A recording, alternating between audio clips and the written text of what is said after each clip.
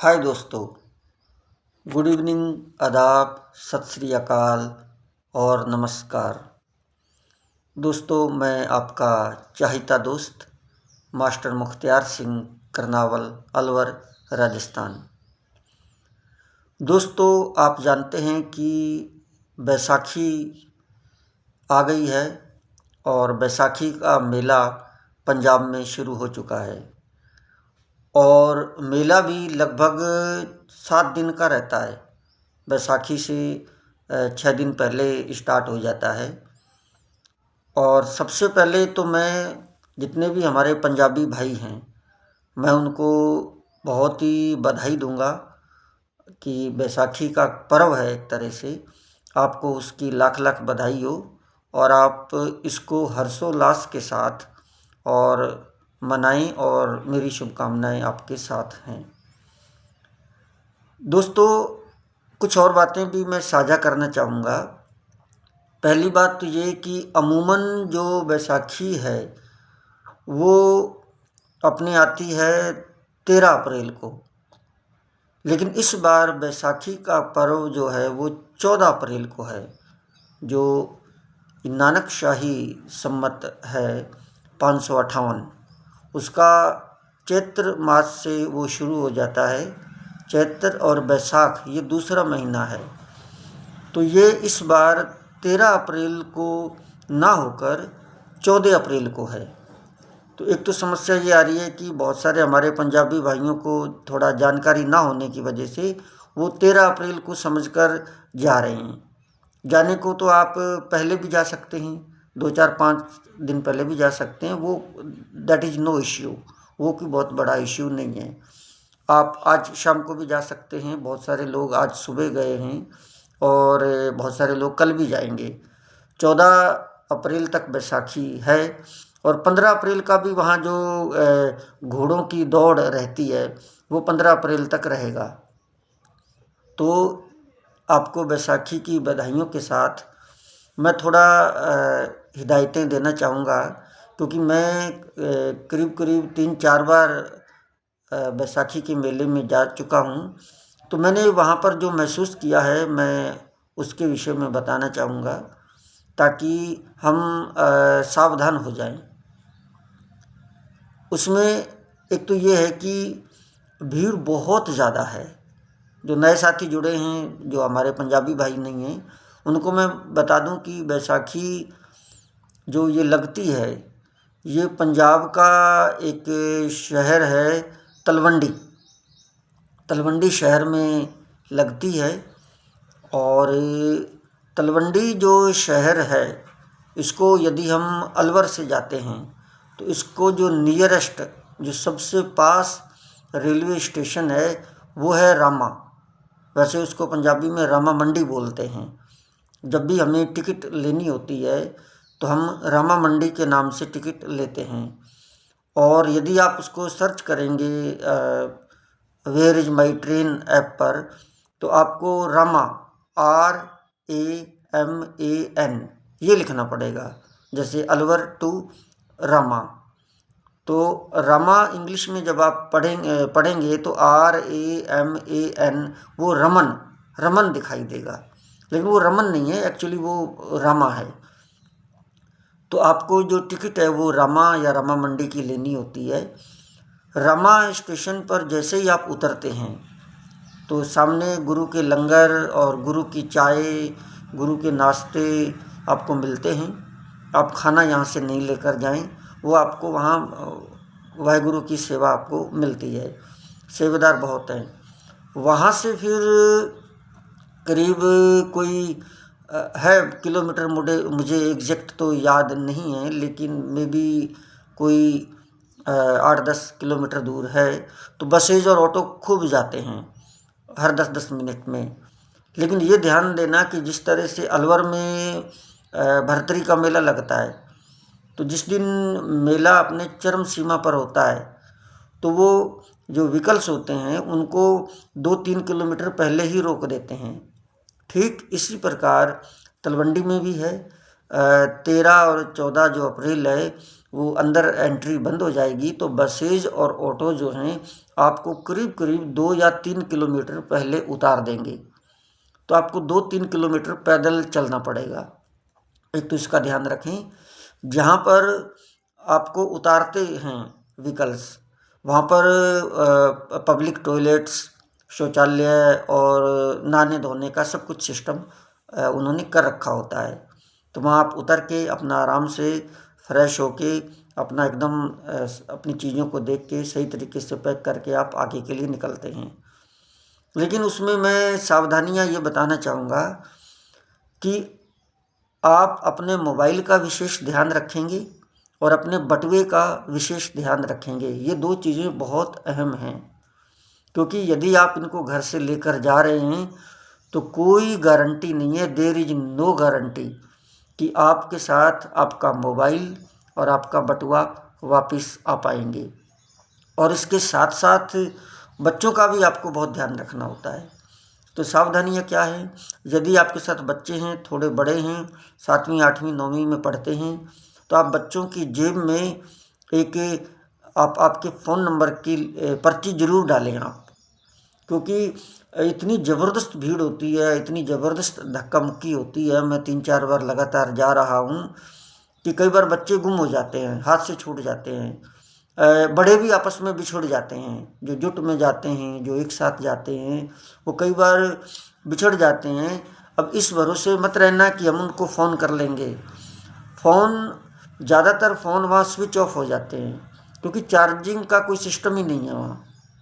गुरुद्वारों में अंदर सॉकेट बने हुए हैं, लेकिन आप अंदर जाते हैं, वहाँ चार्जिंग लगाते हैं, थोड़ा बहुत चार्जिंग होता है, फिर आपको वहाँ से सेवेदार उठा देते हैं या कहते हैं कि आप यहाँ मत ऐसे चार्ज ज़्यादा देर तक लगाओ। और चार्ज लगाने वाले और भी बहुत होते हैं। एक तो इस भरोसे मत रहना कि हम फ़ोन कर लेंगे और अपने जो बिछड़ गया है अपने दूसरे साथियों से मिल लेंगे। और अगर आपका मोबाइल चार्ज है, उसमें बैटरी है, तो आप जब घंटी रिंग करते हो तो सामने वाले को सुनाई नहीं देती है, क्योंकि चारों तरफ से लाउड स्पीकर और मतलब इस तरह से होता है कि उसको रिंग सुनाई नहीं देती है। तो मोबाइल के भरोसे नहीं रहना है कि अब मैं किसी को फ़ोन करूँगा और वो उठा लेगा और बिछड़ गए हैं तो हमारी मुलाकात हो जाएगी। ये बिल्कुल ऐसा नहीं है।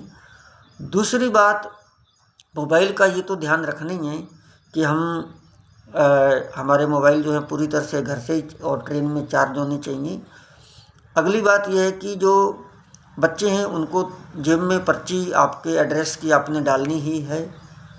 अगर बाय द वे ऐसी कोई बात वाहिगुरु ना करे बात हो जाती है, तो जो पुलिस वाले जो सिक्योरिटी वाले हैं वो आवाज़ें लगाते रहते हैं, तो वहाँ पर वो जा सकते हैं। अब इतने आवाज़ें भी इतनी लग रही हैं कि कोई समझ नहीं आता क्या बोला जा रहा है क्या नहीं, क्योंकि जो गुरुद्वारे हैं वो थोड़ा दूर दूर हैं, लेकिन हैं लगभग 1-2 किलोमीटर के दायरे में हैं। काफ़ी गुरुद्वारे हैं। मैं थोड़ा सा इतिहास भी इसका बताकर चलूँ, आगे की सावधानियाँ फिर बताऊँगा। गुरु गोविंद सिंह जी के जब चारों साहिबजादे शहीद हो गए थे, तो काफ़ी संघर्षों के बाद गुरु गोविंद सिंह जी इस स्थान पर आए थे। तब तो यहाँ पर एक टीला ही था, रेत और उजाड़ सा था। तो यहाँ पर गुरु गोविंद सिंह जी आए थे। यहाँ पर गुरु गोविंद सिंह जी ने करीब करीब 1-1.5 साल रेस्ट किया था। तो रेस्ट करना को अपने पंजाबी भाषा में कहते हैं दम लेना, थोड़ा थोड़ा दम लेना। दम का मतलब है आराम, आराम करना। तो यहाँ पर श्री गुरु गोविंद सिंह जी महाराज 10वीं पातशाही ने दम लिया था। तो इस वजह से इसका जो इस शहर का जो सीधा नाम है वो है दमदमा, दमदमा साहिब, क्योंकि यहाँ पर गुरु जी ने दम लिया था, थोड़ा रेस्ट किया था। अब ये तो घर का नाम हो गया दमदमा साहिब। इसका जो रिकॉर्ड में नाम है वो है तलवंडी, तलवंडी साबो, तलवंडी साबो इसको रिकॉर्ड में इसका नाम है। आजकल लोग इसको तलवंडी साबो के नाम से बोलते हैं। दमदमा साहिब पुराने लोग इसको इस तरह से बोलते हैं। एक थोड़ा दोस्त तलवंडी के नाम से भी बहुत सारे हमारे दोस्त कंफ्यूज हो जाते हैं, क्योंकि श्री गुरु नानक देव जी जो पहली पातशाही के हमारे गुरु जी थे, उनका जो जन्म है वो तलवंडी में हुआ था। तो कई बार लोग बड़े कंफ्यूज हो जाते हैं कि ये वही जगह हैं जहाँ पर श्री गुरु नानक देव जी का जन्म हुआ था। बिल्कुल नहीं, वो तलवंडी और थी। जहाँ पर श्री गुरु नानक देव जी का जन्म हुआ था वो तलवंडी अब पाकिस्तान के अंदर है, यहाँ नहीं है। ये तलवंडी साबो दूसरी है। यहाँ पर 10वें गुरु गोविंद सिंह जी ने आकर दम लिया था, रेस्ट किया था। तो एक तो ये नाम का कन्फ्यूज़न हम दूर करें। दूसरी बात यह है कि बहुत बड़ा यहाँ का इतिहास है। श्री गुरु गोविंद सिंह जी ने जो गुरु ग्रंथ साहिब था उसकी जो रचना तो पहले हो चुकी थी। हमारे 5वीं पातशाही के श्री महाराज गुरु अर्जुन देव जी ने उसकी रचना कर दी थी।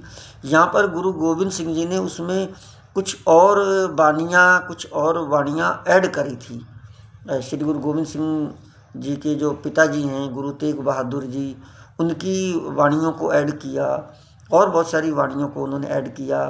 और यहाँ पर जो बाबा दीप सिंह जी थे वो भी थे, बाबा बुड्ढा सिंह जी थे। तो काफ़ी यहाँ पर गुरु गोविंद सिंह महाराज व्याख्यान करते थे, उनके अर्थ बताते थे। गुरु ग्रंथ साहिब के बारे में बहुत यहाँ का इतिहास है और भी बहुत सारा इतिहास है, उस पर अभी हम ज़्यादा बात नहीं करेंगे। अभी हम सावधानियों की बातें करेंगे। सावधानियाँ हमें क्या रखनी है? एक तो बच्चों के जेब में हमें पर्ची डालनी है, कोई कार्ड वार्ड है आपका तो वो डालना है। दूसरा, बच्चों का हाथ पकड़ के ही रखना है भीड़ में। तीसरा, भीड़ से हमें बचना है। जिन रास्तों में भीड़ नहीं हो हम कोशिश करें उधर से चलें। लंगर हर जगह आपको खाने पीने की कोई प्रॉब्लम नहीं है, वो मौज रहेगी। सामने रोड के मेन जैसे हम एंट्री करते हैं तो बहुत बड़ा पंडाल है, बहुत बड़ा पंडाल है। वहाँ पर आप सो सकते हैं, आराम कर सकते हैं। बाकी अंदर तो लगभग आपको पंडाल बहुत मिलेंगे। अगली सावधानी, हम मोबाइल के विषय में विशेष ध्यान देंगे कि मोबाइल की गारंटी नहीं है। मोबाइल अक्सर वहाँ गिर जाते हैं, जेब से सरक जाते हैं, चोरी हो जाते हैं। लेकिन सोशल मीडिया का ज़माना है, मोबाइल लेकर भी जाना है। तो आप उसके लिए क्या करेंगे दोस्तों? कोशिश यदि आप कर सकें तो जो मोबाइल आप कॉलिंग के लिए यूज़ करते हैं उसमें से आप सिम निकाल लें। सिम निकाल के यदि आपके पास छोटा कीपैड का 1000-1200 का मोबाइल है तो आप सिम उसमें डाल लें। एक तो वो जल्दी से स्विच ऑफ नहीं होता है ना। तो एक तो ये फ़ायदा है। तो आप कॉलिंग के लिए वो यूज़ करें क्योंकि उसकी कई फ़ायदे हैं। एक तो जल्दी से वो स्विच ऑफ नहीं होता है, मतलब उसकी बैटरी डाउन नहीं होती है। और आपने सिम उसमें डाल ली तो आपके जो नंबर हैं, जो कॉन्टैक्ट्स नंबर हैं, आप साथ जा रहे हो, जो घर के 5-10 कॉन्टैक्ट नंबर हैं, आप उनको एक छोटी सी 10 रुपये की डायरी लीजिए, उस डायरी में लिख लीजिए आप। क्योंकि वहाँ पर जब फ़ोन करना होता है कई बार हमने देखा है कि एकदम वो स्विच ऑफ हो जाता है तो नंबर ही हम किसी का नहीं निकाल पाते कि चलो भी दूसरे भाई के किसी फ़ोन से हम फ़ोन कर लें। फ़ोन तो तब करोगे जब नंबर निकालोगे, और वो फ़ोन ही स्विच ऑफ हो गया, नंबर ही नहीं निकाल पाते। आप घर के या जो आपके साथ 8-10 लोग हैं, आप उनके नंबर एक कागज़ पर या फिर अपनी एक 10 रुपये की डायरी रखें। यदि आप 20,000 का फ़ोन रख सकते हैं तो 10 रुपये की डायरी भी रख सकते हैं। डायरी में उन नंबर्स को आप नोट करके रखिएगा। मैं हमेशा रखता हूँ और डायरी से आप फ़ोन करें। तो छोटा फ़ोन जो है आप कॉलिंग के लिए यूज़ करें और उसे आप अपनी चाहे जेब में रखें, वो आप सिक्योर तरीके से रख सकते हैं। आपको बड़ा फ़ोन भी चाहिए होता है क्योंकि आप वहाँ जाकर कुछ वीडियो रिकॉर्डिंग करते हैं, कुछ फ़ोटो वोटो लेते हैं। तो बड़ा फ़ोन जो है सिम उसमें होगी नहीं। बड़ा फ़ोन आपका एज ए कैमरे के रूप में काम करेगा। जब आपको लगना है कि यहाँ सब चीज़ें ठीक हैं और कोई भीड़ भड़क्का इतना नहीं है, सावधानीपूर्वक अपना जो बड़ा फ़ोन है वो आप या तो अपने बैग में रखें अंदर, मतलब ऐसी जगह रखें कि जहाँ से वो गिरने का डर नहीं हो, चोर भी वहाँ तक नहीं पहुँच सके। छोटा बैग आप रखते हो गले में लटकाने वाला, उसमें आप रख सकते हो, कपड़ों में रख सकते हो। अब बहुत सारे तरीके हैं।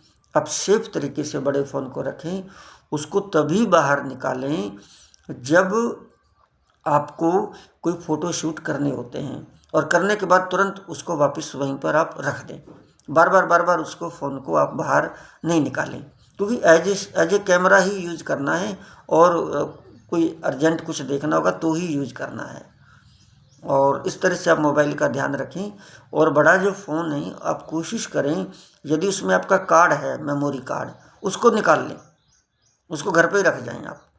क्योंकि कई बार होता क्या है कि आपका फ़ोन गिर गया, चोरी हो गया, तो वो कार्ड में जो आपका डाटा होता है वो सारा चला जाता है।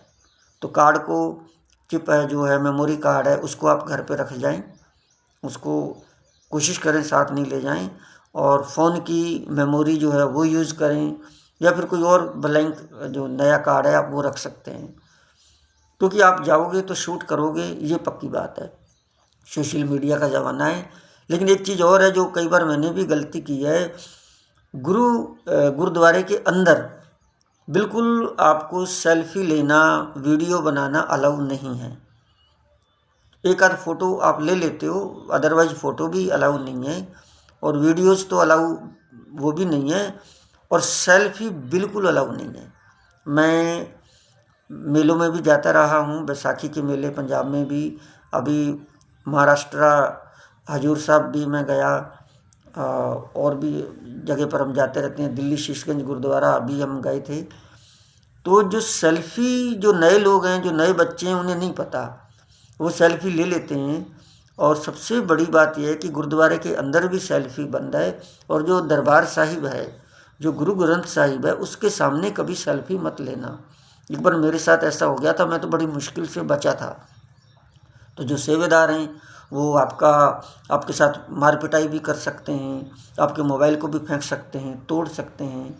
और बाय द वे कोई गलती हो गई है तो बड़े नम्रता से उनसे पेश आइए और कहिए, बाबा जी मेरे से गलती हो गई है, मुझे माफ़ी दो, मैं आगे के लिए ध्यान रखूँगा। उनसे जिद बहस आप नहीं करें। तो इसका आप विशेष ध्यान रखें, अपने मोबाइल को पूरी तरह से सिक्योर रखें। अब हम बात करते हैं बटुए की। बटुए अक्सर निकल जाते हैं। पिछली से पिछली बैसाखी में मेरा खुद का बटुआ निकल गया था। जब मैं माथा टेकने गया, काफ़ी लंबी लाइन थी, तो पीछे से किसी ने हाथ मार लिया। अब जब माथा वाथा टेक के बाहर निकला तो मैंने अपनी चालाकी दिखाई, मैंने कहा अपना बटुआ संभालूं। पीछे देखा तो कुछ नहीं है। बटुआ तो अमूमन हम पीछे ही रखते हैं, जेब की पिछली वाली पैंट की जेब में, तो बटुआ नहीं था। तो दोस्तों, खैर मैं तो थोड़ा समझदार था, उसमें मेरे 500-600 रुपये थे, ज़्यादा रुपए नहीं थे। ज़्यादा रुपए मैं अपने उसमें, क्या कहते हैं कि अब राज की बात बतानी पड़ेगी, जो 2-4 ज़्यादा रुपए हमारे पास होते नहीं हैं, जो कोई और 500-700 रुपये थे वो हमने अपने एक थोड़े से पन्नी में डाल के और उसे अपनी चोर जेब में हमने रखा हुआ था। तो वो किराया मेरे पास बच गया। अब कई बार होता है कि आपका मोबाइल चला गया है ना, तो उसमें आपके बहुत सारे अकाउंट, पैसे जो हैं आपके बैंक में, अब घर आओगे आप उसको आप काफ़ी बैंक में जाओगे, कहोगे मोबाइल चोरी हो गया, ये वो है, तो वो आपके खाते से पैसे भी साफ़ हो सकते हैं। तो आपका जो फ़ोन पे वगैरह है, इसका भी आप यूज़ भी लेकिन वहाँ करते हैं, लेकिन आप जो ऐप खोल लेते हैं उनको वहाँ से हटा दें। बाय द वे, वाहिगुरु ना करे मोबाइल गिर जाए, चोरी हो जाए, तो आपकी फाइलें जो खुली रहती हैं वो खुली हुई नहीं होनी चाहिए, और फिर उसको दोबारा वो नहीं खोल सकते उसमें, है ना। तो आप उनको हटा दें। कई बार वो खुली रहती हैं, हम खुला छोड़ देते हैं और अगले फाइल या ऐप हम खोल लेते हैं, उनको आप हटाते जाइए, आप ऐसे हटाते जाइए उनको। एक ये भी हमें सावधानी रखनी है। तो बटुआ, इसकी विशेष सावधानी रखनी है। बटुए में मैं तो बटुआ अपना अब जेब में रखना छोड़ दिया है। जो भी किराया भाड़ा है, हमारे पास 1000-1500 रुपये होते हैं, मैं तो 300-300 रुपये बांट के 400-400 3-4 जगह अलग अलग रखता हूँ, क्योंकि हम तो पैनी पैनी की कीमत समझते हैं। और ऐसे मेलों में अपनी दिहाड़ी कमाने वाले जो होते हैं, चोर कहिए, जेब कतरे कहिए, वो बहुत होते हैं। तो बटुए का विशेष ध्यान रखना है, मोबाइल का विशेष ध्यान रखना है, बच्चों का विशेष ध्यान रखना है, सेल्फी गुरुद्वारों के अंदर नहीं लेनी है, इसका ध्यान रखना है। और खाना पीना भी लिमिट का ही है, क्योंकि हम अंधाधुंध वहाँ खाते पीते हैं। तो फिर लगभग एक साथ रहना है। जैसे सामान है तो वैसे तो सामान जमा हो जाता है, लेकिन आप कई बार आप थोड़ा दूर चल के जाना होता है तो आप जो जोड़े होते हैं आप उसको छुड़ा लो, बैग आपका जमा रहने दो। जोड़े और बैग एक साथ जमा मत करो।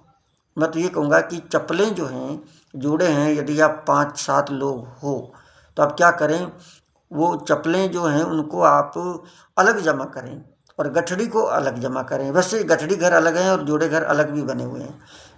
कई बार वहाँ गुरुद्वारे थोड़ा थोड़ा 500 मीटर की दूरी पर हैं, सड़क है बीच में, रोड़े चुभते हैं, तो आप जोड़े छुड़ा सकते हैं, बैग आपके जमा रहेंगे।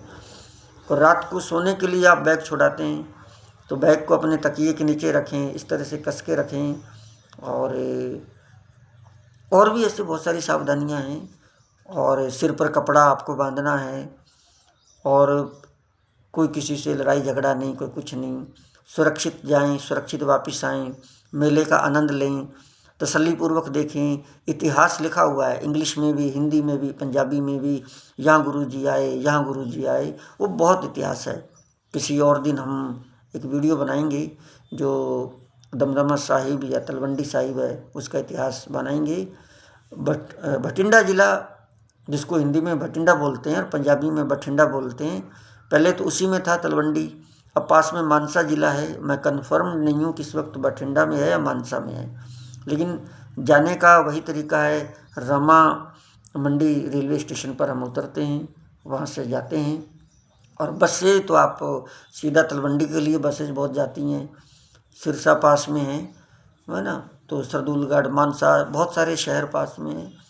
तो आप एंजॉय करें और आराम से खुशपूर्वक जाइए, राजी खुशी जाइए और वहाँ से कुछ शिक्षा लेकर आइए, गुरु का इतिहास पढ़िए और पैसों का विशेष ध्यान रखें।